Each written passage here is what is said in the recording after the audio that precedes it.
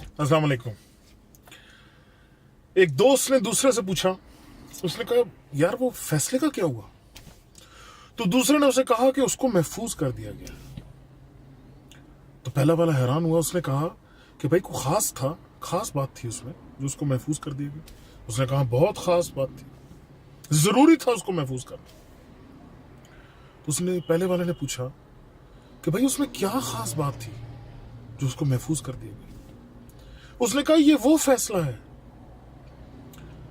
जो इस मुल्क को हकीकत में आजाद कर सकता है।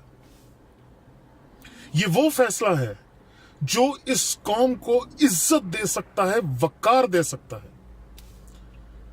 ये वो फैसला है जो 70 साल की इस कौम की तारीख में ताकतवर और हुक्मरानों का एहतसाब करेगा, उनको कटहरे में खड़ा करेगा, उनके हर सही और गलत फैसले को जांचेगा, उनको देखेगा कि जो जिम्मेवारी हुक्मरानों और ताकतवर पे डाली गई, क्या वो जिम्मेवारी उन्होंने पूरी की, उसके साथ इंसाफ किया। ये वो फैसला है, ये वो फैसला है जो इस कौम को, इसकी गरीब अवाम को उसका हक दिलाएगा।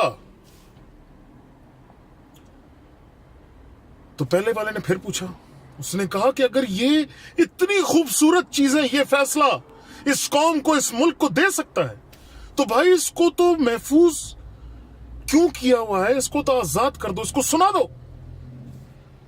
इतनी खूबसूरत चीजें दे सकता है ये। तो मजबूरन दूसरे वाले को भी मानना पड़ा। उसने कहा कि बेहतर है कि सुना ही दिया जाए, महफूज करने से क्या होना, सुना दिया जाए और इस कौम को इज्जत, वकार और आजाद कर दिया जाए। तो अल्लाह करे कि हम सब आजाद हो जाए। पाकिस्तान जिंदाबाद।